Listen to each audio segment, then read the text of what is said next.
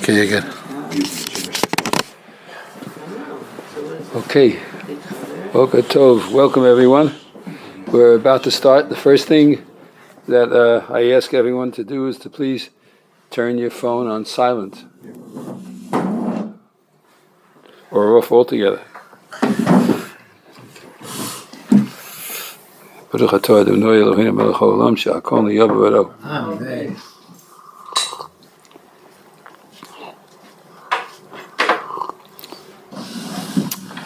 All right, so we're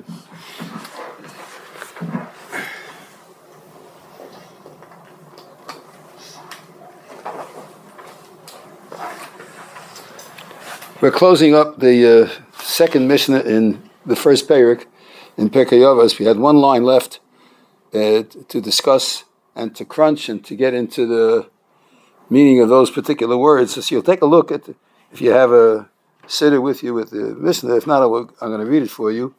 We're on the last line of the Mishnah Beis in Perek Aleph and Pirkei Avot. Before we do that, of course, we start, every time we learn Perek, we start with the introduction that our Chazal have included in the Pirkei Avot, which is Kol Yisrael Yesh Lahem Chelek Le'olam Haba. This is a very important introduction. It's something that we mention every single time because it's crucial for us to keep in mind. We often forget what the whole basis is over here. Kol Yisrael Yesh Lahem Chelek Le'olam Haba. All the Jewish people have a share in the world to come. It's not owned by any particular individual. It's part of Klal Yisrael's heritage. Kol Yisrael Yesh Lahem Chelek Le'olam Haba shenemar, and he quotes the pasuk in Yeshaya where it says, "Va'amei kulam tzadikim," your entire nation is righteous. La'olam yeshu oretz, they shall forever inherit the land. Neitzer matoi, they are the branch of my planting. Ma'aseh yodai lehispire, the work of my hands that I may be glorified. So says Hashem. And now we're in Mishnah Gimel, and today, but we're ending off with the last words of Mishnah Beis, which we didn't yet discuss. And that Mishnah says as follows: Shimon HaTzadik, Simon the Just, we had a whole discussion about him, and based on the Gemara in Yuma, and the unusual circumstance when he met Alexander the Great. For those who weren't here last time, Alexander the Great came to conquer Jerusalem. And when he came to conquer Jerusalem, Shimon HaTzadik was the Kohen Gadol. And what he did is he put on his absolute beautiful clothing of the Kohen Gadol, as you know, the 8 begodim of what was called Big Day Zahav, and he got dressed up in all the priestly vestments, which normally is only worn when doing avoda. So Shimon HaTzadik went out to greet Alexander the Great, and when Alexander the Great saw Shimon HaTzadik, the Gemara tells us, he got off his horse and he bowed down to Shimon HaTzadik. And all the Greek soldiers that were under Alexander the Great's leadership, and they were amazed. If a Jew with a white beard and you're getting off your horse and you're bowing down. So he said, no, you should know that whenever I go to battle, the night before I go to battle, I have a dream, and I always see this gentleman in my dream, and he tells me I'm going to be successful in the campaign to conquer that particular territory. So that's the famous story with Shimon HaTzadik. And when Shimon HaTzadik met him and he bowed to him, when Alexander bowed to him, Alexander asked him, what's this with the fancy clothes you're wearing and so on? And he told him, the high priest, so on, and he wanted to go into the temple. He wanted to go into the Beis HaMikdash. And he wanted to go into the Holy of Holies. He said, what? I'm the ruler of the world. I've conquered every civilized country that he passed through. And he wanted to take him into the Kodesh Kadoshim. And Shimon HaTzadik said, no, I'm sorry, I can't take you in. Now you have to understand that's a statement of unbelievable power, that the most powerful ruler in the world with his soldiers are all there, and with one swift turn of the hand, Shimon HaTzadik could be no more. And he says, no, I can't take you in. So Alexander was, what? You can't take me in? I own the world. What do you mean you can't take me in? So he said, I'm sorry, even the highest rabbi in the Jewish people, if he's not a Kohen, he can't go into the Kodesh Kodashim, and even I can't go in whenever I want. I can only go in when I'm responsible to go in on Yom Kippur and so on. So Alexander the Great was still upset. So Shimon HaTzadik said to him, I'll tell you what, I can't take you in there, but I want you to know that we appreciate all that you do not to harm the Jews and not to destroy the temple. What I'm going to do is I'm going to make an announcement that this year, all children, all males that are born among the Jewish people, we're going to name them after you. And that's how to name Alexander, Sender, which is a popular Jewish name, crept itself into the Jewish people. Because it's not a Jewish name. And the end of this Mishnah says as follows. Shimon HaTzadik Hoya Mishiari Knesset Gdola. He was one of the last remaining members of the Great Assembly.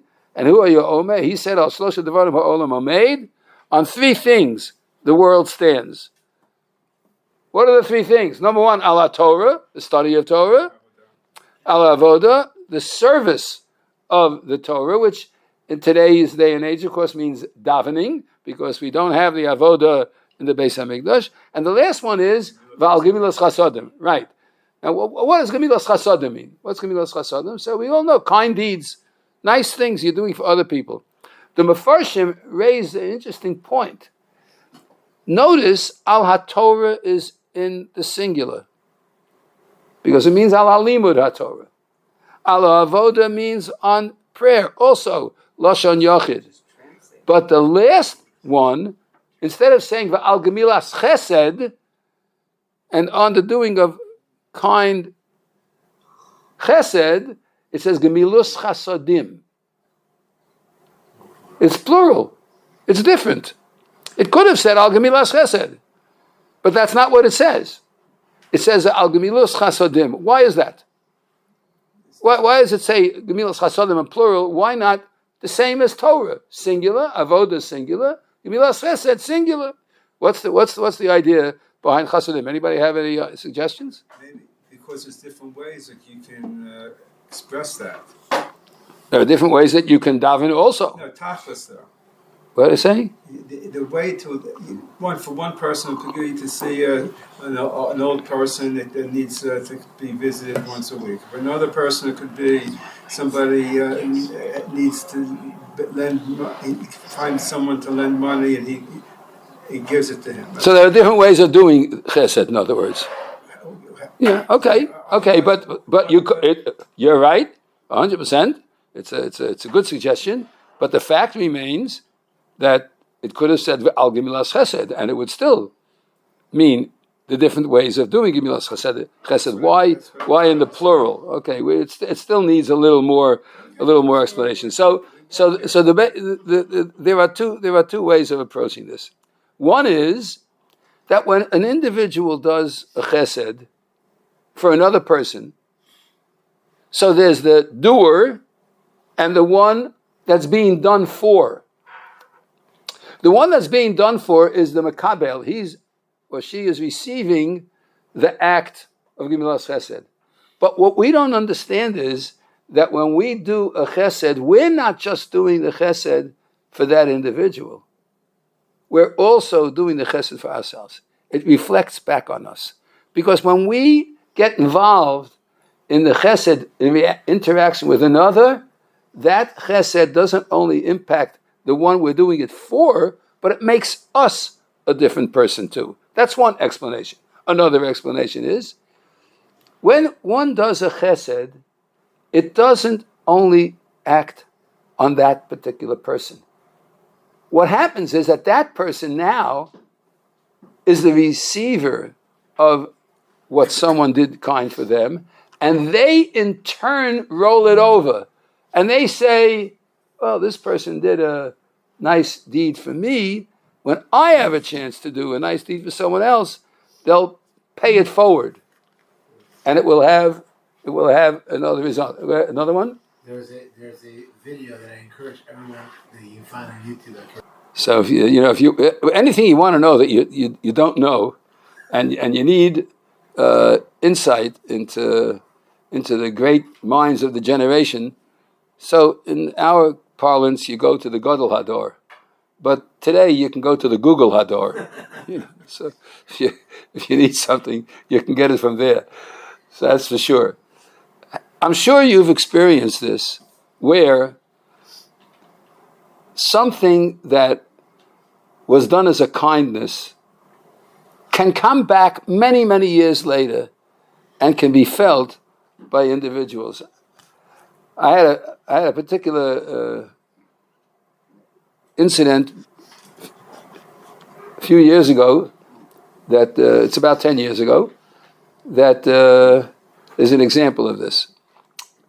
I have a student, a very well-known individual in the world today. He was in my class for the 10th, 11th, and 12th grades.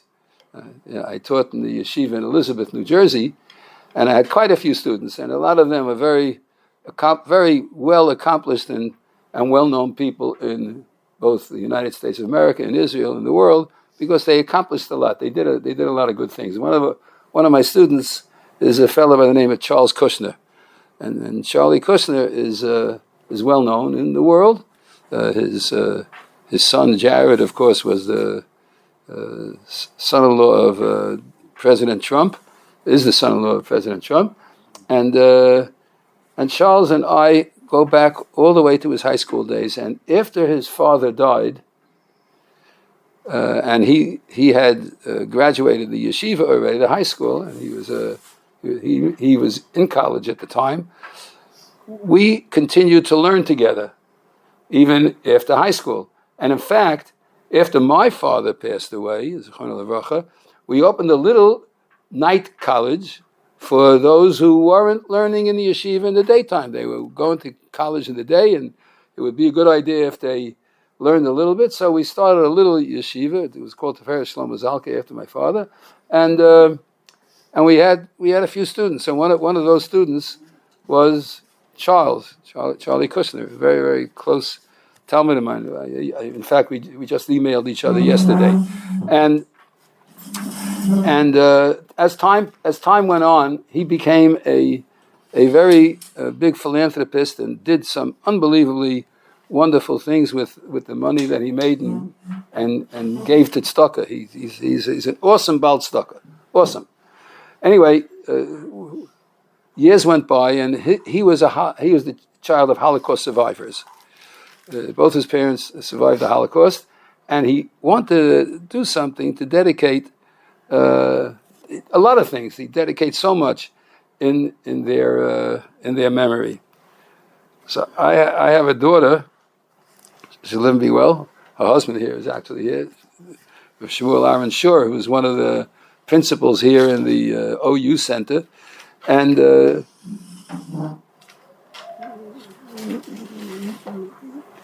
not everyone, gets married and automatically can have children. So, you have to go for treatments, for this, for that, whatever. Finally, Baruch Hashem, after many years, it worked. And my daughter gave birth. And we went to visit her in the hospital. And it was in Shaarei Tzedek Hospital. So I walked here in Yerushalayim. We went to Shaarei Tzedek Hospital. I think it was a Shabbos, actually, if I'm not mistaken. That we walked there. What? We walked On Shabbos. We walked on Shabbos. We walked there on Shabbos, and when we came to the pavilion where the children are born, I see that there's this wall of dedication in front of the hospital, and it says the Charles and Cyril Kushner maternity building or whatever, something along those lines, dedicated memory of his parents. And I couldn't get over it. Here's someone who wanted to do tzedakah for others and gemilas chesed, and I was a recipient of that gemilas chesed after I had done so much kindness with him, and it reflected back on me. And I saw the Yad Hashem in the concept of that when you do gemilas chesed, it's gemilas chasadim. It's plural. And I'm sure in your lives, you've known cases where gemilas chesed is not just singular, but you see it, as my son-in-law said, it boomerangs. And it comes back. Because when you do something, it not only gets done for the individual out there, but it has a long-term effect on many others, and many, many, many others. So this is just an example of something that I thought about when I realized this unique terminology in the Mishnah of Torah, Avoda, and Gemilas Chasodim. It's not Gemilas Chesed, it's Chasodim, because it's not just one thing, but it's many things. And you'll see that happens quite often, that a person does a kindness for another, and in no time at all they see how the shalsheles, the chain of events that leads to the kindness being replayed and given back in different ways, and to many other people. And when I spoke to Charlie after we had visited the pavilion, and I called him up and I told him, and I even wrote him another email about it. He was the happiest guy in the world, because he wanted to perpetuate the idea of the Holocaust did not destroy the Jewish people, and he wanted to do something that would be of life-giving. And how many thousands of people benefit from the Kushner Pavilion in Shaarei Tzedek Hospital? So you see that it's not just Gemilas Chesed, but it's Gemilus Chasodim. So I'm sure you'll come up with many examples of that in your lives, and it certainly is a fulfillment of that particular end of the Mishnah. Okay, so we're now today on Perek Aleph Mishnah Gimel. That's today's study, and we're not going to. I don't think we'll exhaust it, but we're certainly going to get started. The Mishnah in Mishnah Gimel says as follows, and I'm sure you're going to be amazed and a little bit taken aback by the very, very beginning of the Mishnah, because we're dealing here with the shalsheles, with the chain of tradition and Mesorah that goes back to the first Mishnah in Pirkei Avot, where it says Moshe kibel Torah miSinai. Moshe received the Torah from Sinai, uMesorah liYoshua, Yoshua l'Zakanim, and the Nevi'im, and so on and so forth. Here it says Antignos ish Socho. That's the author of this Mishnah. The great rabbi who followed Shimon HaTzadik was a Talmud of Shimon HaTzadik, and it says Antignos ish Socho. Antignos, this man of Socho, we'll have to explain that if we can. Kibel Shimon HaTzadik. He received the tradition from Shimon HaTzadik. You go back to Mishnah Aleph, you see that in Mishnah Aleph it says Moshe kibel Torah miSinai. Moshe was the one who received the Torah from Sinai. Kibel means he received. Now Moshe was the only one who received. No one else received. Everyone else, it says over there, uMesorah liYoshua, v'Yoshua l'Zakanim, and so on. It doesn't say kibel, it's Mesorah. But here it says Antignos ish Socho kibel Shimon HaTzadik. So how come we're back to kibel when Moshe was the one who was kibel, and the others were Mesorah liYoshua, and here it says kibel Shimon HaTzadik, that he received it from Shimon HaTzadik. We'll discuss that as we go along. Who are your Omer? Now Antignos ish Socho, he used to say the following. This was a famous statement made by this Rabbi Antignos ish Socho. It doesn't say Rav Antignos. It doesn't say Rebbe Antignos. It just says Antignos ish Socho. And Antignos was not and is not a Jewish name. That's what I thought. I thought he wasn't even Jewish. He was very Jewish. He was he was the greatest rabbi of the time. But he had a name Antignos ish Socho. How do we explain that? How do we explain that he had a name Antignos? Antignos ish Socho lived at the time of Hanukkah, a little after the time of Hanukkah, which is the Greek Hellenistic period that tried to spread its influence throughout the Jewish world. And yet, they didn't succeed, but he had a Greek Syrian name, Antignos. We'll get back to that. Hu haya omer. He used to say the following: Al tiyu ka'avodim hameshamshin esarav al menas lekabel pras. Imagine that. Don't be like the servants who serve their master al menas, on condition lekabel pras, to receive a prize, literally, or to receive a reward. If it was reward, by the way, what word should the Mishnah have used if we're talking about payment? What would be the word of an eved? What? Schar. Right, schar. Doesn't say schar. Why didn't it say tiyu ka'avodim hameshamshin esarav manas lekabel schar? Doesn't say schar. It says pras. What's the difference between schar and pras? When you deserve and when you don't. How do you figure that? Schar you deserve, you worked for it.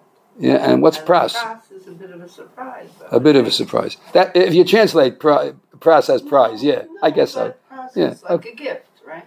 Could be. Any other interpretation of the word pras? Could be that's also emotional benefit, and it's above and beyond money, but just feeling the connection to them, feeling pride that you work for so and so. Okay. Feeling of family. Okay. What about the word prusa? What does that mean? Prusa. Yeah. Small money. What? I'm sorry, Mrs. Little bit money. A little bit. Pras means a little bit. Prusa, like a prusa of a matzah, a piece of bread. It's a piece. What would be the idea, the difference between schar? Yeah, I'm getting schar. I work and I get schar, or I work and I only get a pras. Wages versus something token. A token, not the whole thing. So it's interesting. He's saying here, why didn't he say, which is my payment? It says, yeah, you'll get a pras. I'll throw you a bone, a little bit. I'll give you something. It's an interesting use of language that Antignos specifically chose to introduce this idea. Don't be like someone who works for the master to get a little something. Crumbs. Yeah. What kind of language is that? Why does he say that? And the next line, by the way, has two different ways of reading it. There are actually two different girses in this particular Mishnah. Listen to the next line. Ella hevu ka'avodim ameshamshin esarav. Be like servants who serve the master. And here are the two girses. Here they are. I'm going to give you the first girsa. Number one, the first syntax is almanas shelo lekabel pras, on condition not to get that little throwaway. Now try to hold that in memory if you can.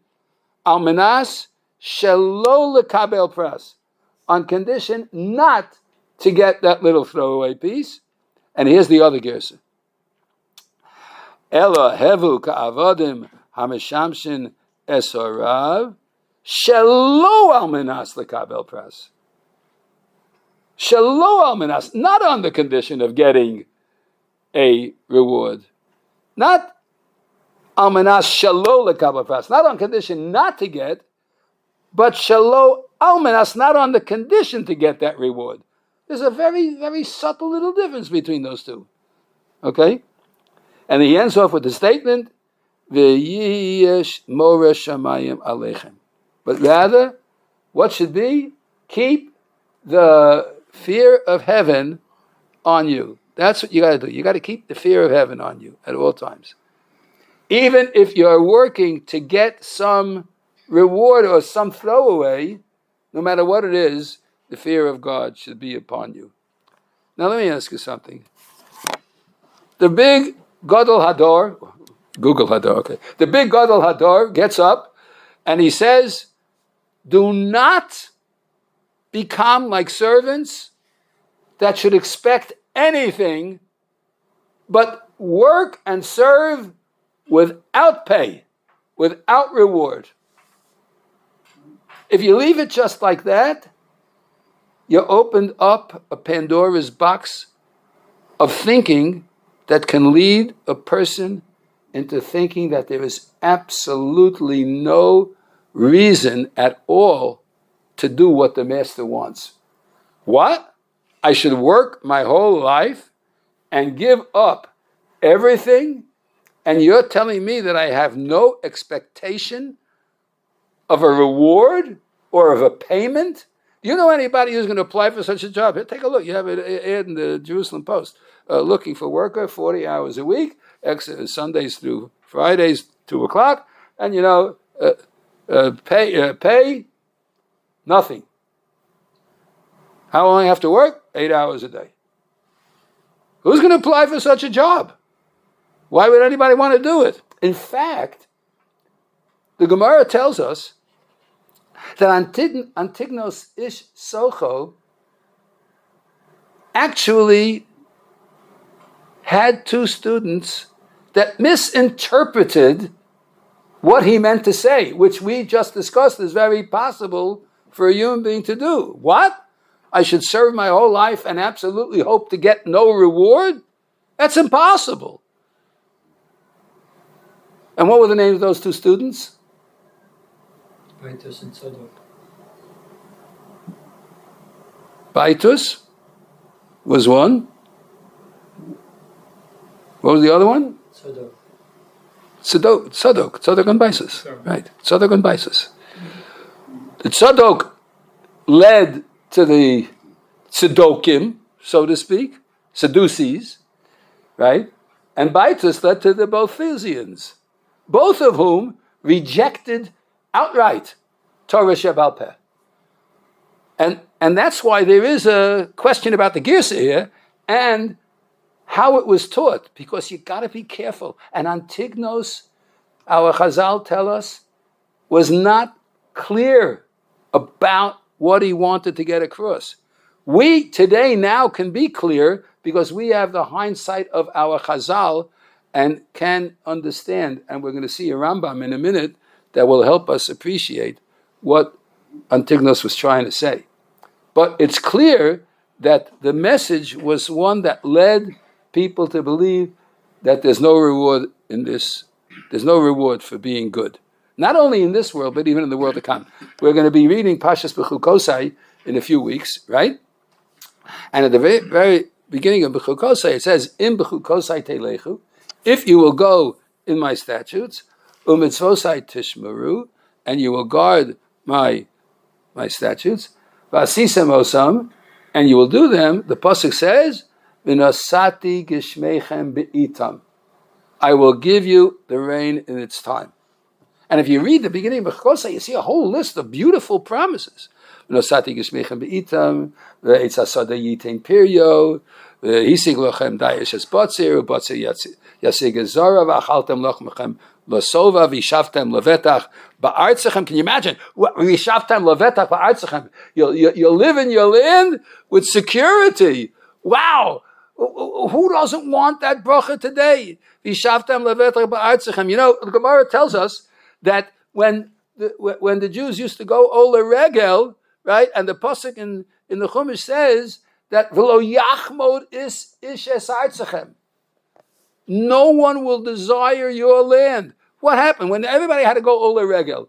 So all the people who lived near the Gaza Strip, or they lived up near Lebanon, or they lived up near Jordan, wherever they went, they would leave their homes and they would go Ola Regel. They would come to Yerushalayim Kodesh 3 times a year, right? And they'd leave their farms. Some would leave their families because the women and children couldn't travel, and they would leave it. And who's watching? Who's watching the store? They didn't have an IDF. They didn't need an IDF. Why? No man will desire your land. Can you imagine that? No one, no nation will desire your land. Unbelievable. This is unbelievable. And so how are you going to come and say?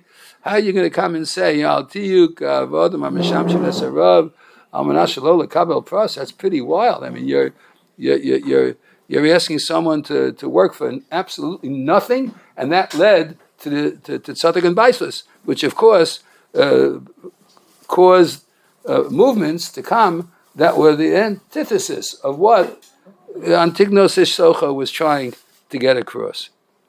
Okay. So we have to really crunch this and try to make sense out of what he was trying to say. Let's go back to Antignos. Okay? So what was our first question about this? How do you get a name like Antignos and become the Gadol Hador? How did that happen? He was the Talmud of Shimon HaTzadik. How did you get a name like Antignos? Your parents may not be so. Okay, that's one possibility, I guess. Yeah, okay, that's a possibility. The parents misnamed him, but even the Google Hador doesn't agree with that particular interpretation. the Google, but there is, if you remember at the beginning of the Shir today, we discussed what did Shimon HaTzadik promise Alexander the Great when he wanted Alexander the Great wanted to get into the Kodesh Kodashim, and Shimon HaTzadik said, I can't do that, but I will do one thing for you. What was the one thing he promised them? Call all the kids, right. From that year, all the male children that are going to be born that year, we're going to name them Alexander after you. That's how we get the name Sender, Alexander. That's how, Alexander's not a Jewish name. And here you have all these people who are called Alexander, right? So how did it happen? Because he was such a good leader to the Jewish people that they perpetuated that goodness and kindness. Here we go again with the Gemilas Chesed being paid forward, right? And we call them the name Alexander. That's what happened with Antignos. That's what happened, the same thing with Antignos. That there was a Greek governor that was exceedingly kind to Klal Yisrael, and in honor, to show that governor honor, in order to see to it that the name be perpetuated with goodness attached to it, they named their children after that particular leader. And even though it's not a Jewish name, and it is not, but the parents did in fact name him that name in order to perpetuate the idea that kindness gets paid forward. And they even called him Antignos. Okay, so that settles that particular problem in some way. The fact is, he is one of the only ones, singularly, in the whole rest of the next Mishnayos, when it talks about the Zugos, the different pairs, one was the Av Bezdin, one was the Rosh Sanhedrin. Antignos stands alone. Him and Shimon HaTzadik stand alone. And Antignos had a name that was actually not even a Jewish name, but it was paying forward to kindness. And that goes back to what we ended off with the last Mishnah, why Gemilas Chasadim is in the plural, right? To the question that we raised at the very beginning. So Antignos Yisocho, he received it from Shimon HaTzadik. Now, we asked the question at the beginning, why does it say Kibel Shimon HaTzadik? Why Kibel? Remember, when we started the Mishnayos over here, we said Moshe Kibel Torah Misinai, right? What was the next line? Umisara liYoshua. And he gave it over to Yoshua. Yoshua Misara the Sekanim. Sekanim Misara l'Neviim, and so on and so forth. And then the Nevi'im Misaruha L'Anshe Knesset Gdola. Why are we back to Kibel? Why are we going Misora? And Misora, the traditional passing on of what we possess is the crucial point. It's really the fulcrum upon which all of Jewish tradition exists on. The Misora is absolutely crucial. We had a discussion a while back on Hillel and Shammai. We had a whole discussion on the Gemara on Shabbos Lamed Aleph with the three different stories, famous stories about Hillel and the ger that came to be Mizgayer. And the Maharsha has a few different interpretations of exactly whether it was to the ger or it was about Tshuva or whatever. But remember, the second story is the most famous, convert me while I stand on one leg, al regal achas. And everybody says, oh, what an idea. He said, what's hateful to you, don't do to your friend. And a famous question, why didn't he say, that's not for today. I'm going to be speaking about that if anybody's interested. There is a ladies' Rosh Chodesh program, Yetz Hashem Thursday, in the OU Center on Keren HaYesod. I'm going to be speaking a little bit about that particular idea. But the main thing is to keep in mind that that's the most famous story. But there are two others, and the one before that is the crucial one. Why is that the crucial one? Because the one before that is the one in which the Ger says, I'll become a Ger Tzedek, or I'll become a Baal Tshuva, depending on how you interpret the word Ger in that particular case, if you only teach me the Torah Shebiksav, and not the Torah Shebal Peh. I'll accept the Torah Shebiksav, but not the Torah Shebal Peh. Shammai, of course, rejected him, and Hillel says, okay, you ready? Remember the story? What was lesson number one? Lesson number one was Aleph Beis Gimel Dalet, right? What was lesson number two? Dalet Gimel Beis Aleph. He said, wait a minute, yesterday you told me Aleph Beis Gimel Dalet. Now you're telling me the other way around, Dalet Gimel Beis Aleph. So Hillel says, how do you know I was right yesterday? How do you know I was right? Because it's Torah Shebal Peh. I told you what an Aleph. You don't know what an Aleph is if you don't learn from me. You don't know what a Beis is. You don't know anything if you don't have Torah Shebal Peh. It doesn't exist. Don't give me this business. I'll accept only the written law and not the oral law.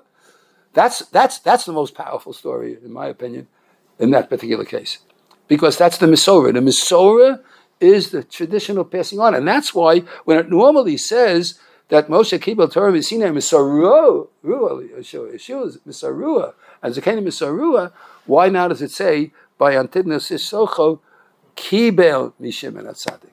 That he was Mekabel, why doesn't it say that Shimon HaTzadik was Mosar to Antignos Isocho instead of Kibel?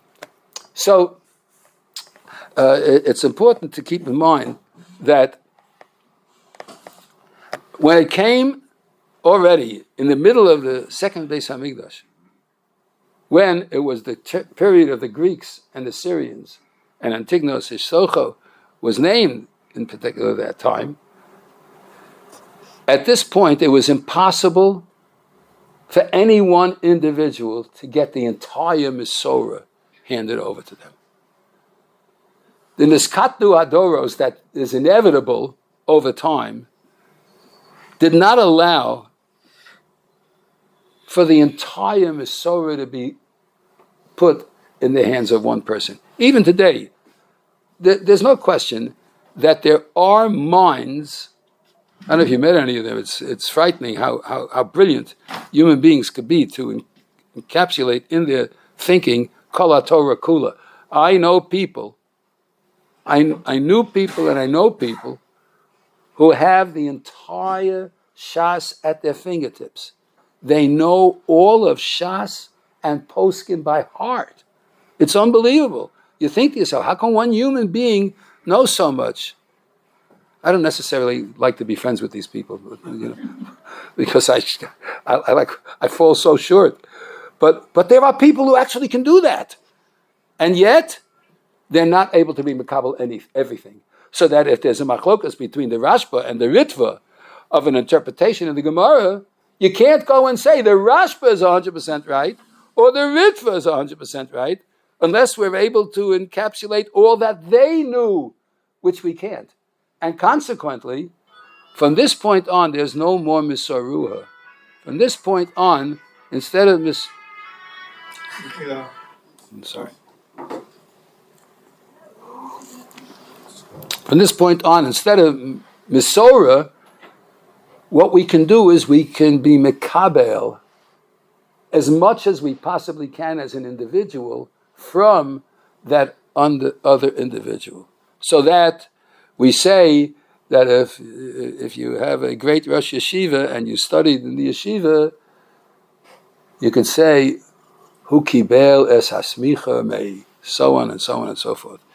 He was Mekabel. Why? Because we can be Mekabel a limited amount. And by the time of Antignos Isocho, it was already at that point that there was very little of the entire Torah that was available at that time to be Mesorah all at once. So even Antignos Isocho was only to be Kibel Mishimon HaTzadik. He was able to accept and receive the most he possibly could from Shimon HaTzadik. And so the Mishnah goes back and uses the term kibel. Okay. And now what we want to do is, we want to, for the next amount of time that we have left, what time do we go till? Yeah, 10 minutes. 10 minutes. Okay, it should be enough time. What we want to do is, I want to go to the essence of the question that we raised about this entire Mishnah. And if we don't crunch it all today, Yetz Hashem, at the next session we'll get to that too. The Rambam in Perek Tes, in the first halacha, it's the last, next to the last Perek in the Rambam, in Hilchos Tshuva.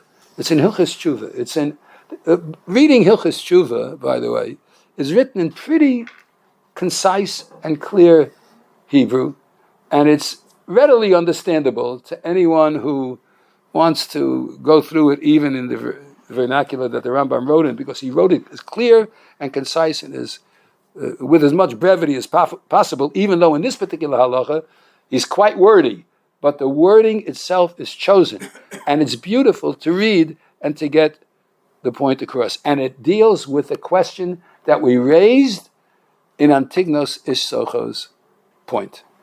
Antignos Ish Socho said, Al tiyu ka'avodim hamishamshin esarav al manas lekabel pras. Now, there are so many questions about the wording of that particular Mishnah.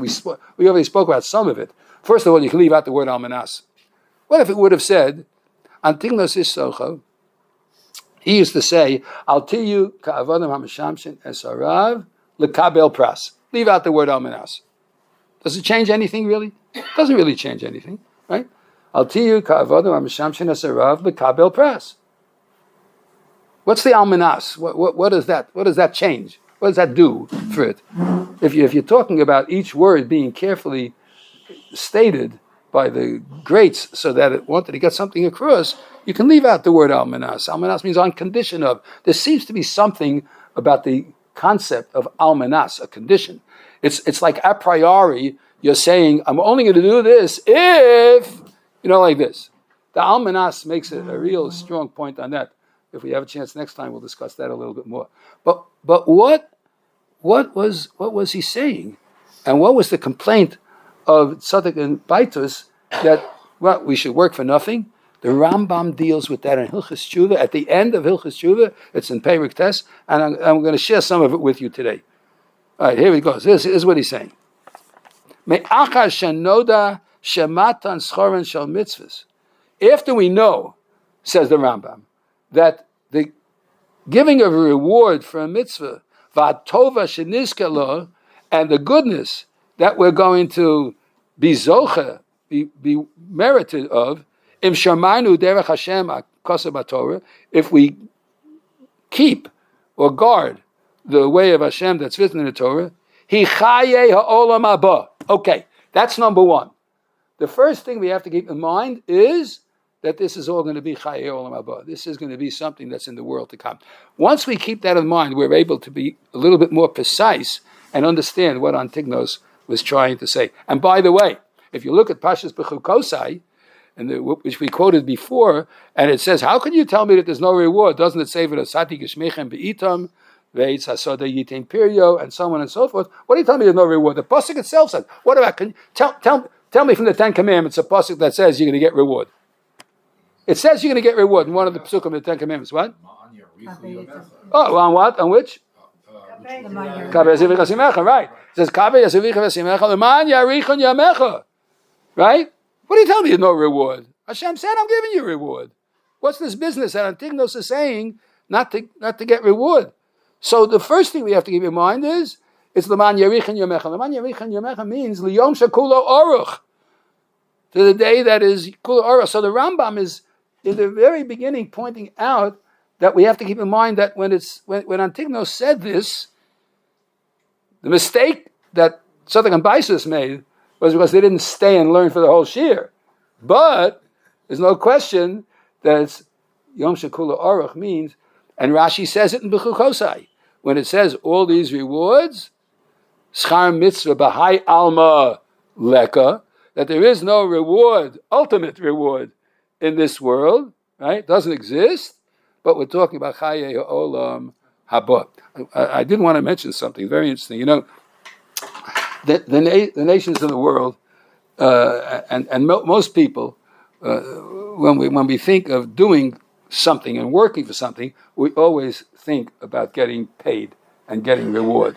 What's the reward? And you know, there are a lot of questions. People are always asking questions. Even people who went through terrible times and survived them, and actually saw the Yad Hashem like in front of their eyes.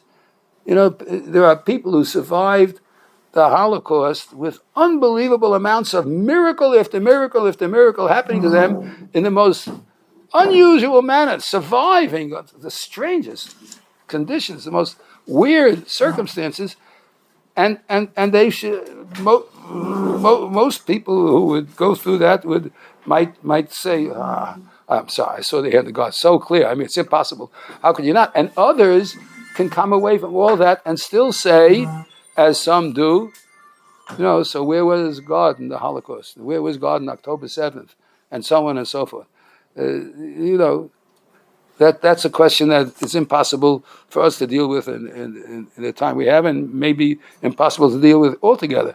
But we know that Schar Mitzvah B'Hai Amalek, in this world, there is no reward. The nations of the world, in general, believe in, you know, reward in this world. There's a famous, it's a little bit of a milsa de b'dichasa, a little bit of a joke, but there's a famous story about there was a small town, and you know, so there was a Catholic minister and a Protestant a Catholic priest and a Protestant minister and a rabbi, you know, and they had to be friends because they had to get along.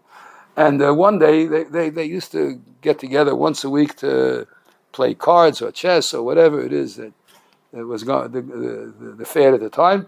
And the priest says, you know, gentlemen, we're getting older, and we're not going to live forever. And you know, we want to get into the happy hunting ground, you know. So we may have to bribe our way in, you know. So I have a proposal. Let's pledge that whoever dies first, the rest of the other two that are remaining will put $10,000 into the coffin, so that when he gets to the happy hunting ground, he'll be able to bribe his way in. The rabbi thinks to himself, boy, you know, I don't know, man, this is like, you know, too much. But he says, okay, all right, I'll go along. You'll go along, I'll go along. Okay.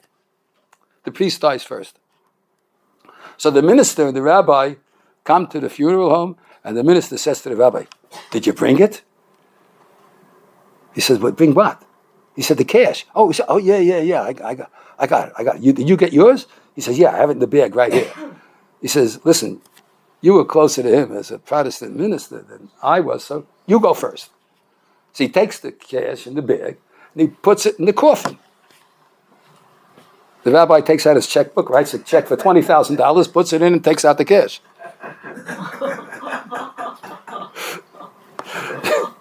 You know, come on, it's Olam Haba, you know? What are you kidding? We don't believe in this business. We don't have any trust in this. Schar Mitzvah B'Hai Amalek, it doesn't exist. And you can't take it with you. So the Rambam is telling us right over here that he chayei ha'olam haba shenemar leman yitavloch v'harachta yomim, right? Because it says so it'll be good to you v'harachta yomim, and the harachta yomim is, of course, the yomim that last well beyond olam hazeh. Okay, that's something to keep in mind. Okay, we're going to have to stop here. I'll pick this up, Mi'etz Hashem, next time, and we'll go through this particular first halacha in Perek Test, and then we'll spend some more time going through some of the other questions that we had on this particular Mishnah. We have 2 or 3 minutes for comments, yes? So I kind of disagree with that, because I think doing the mitzvah leads to certain clarity, it leads to certain character and connection that you feel just from doing the mitzvah. You are echoing the Rambam. The Rambam is going to say that soon. The Rambam is going to say, right, we don't have time to finish it. You're echoing the Rambam. It's a very important statement. There is a tremendous gift that accrues to the one who keeps the Torah. There's no question about that throughout all of history. We'll see that in Yetz Hashem next time. Which Rambam? It's the Rambam in Hilchos Tshuva, Perek Tes, Halacha Aleph. All right, Yetz Hashem, next week. What? Oh, no Shir next week. It's Yom HaAtzmaut. I'm sorry. Next week is Yom HaAtzmaut, so we won't have a Shir. 2 weeks. In 2 weeks in Yetz Hashem. Okay. Enjoy Yom HaAtzmaut.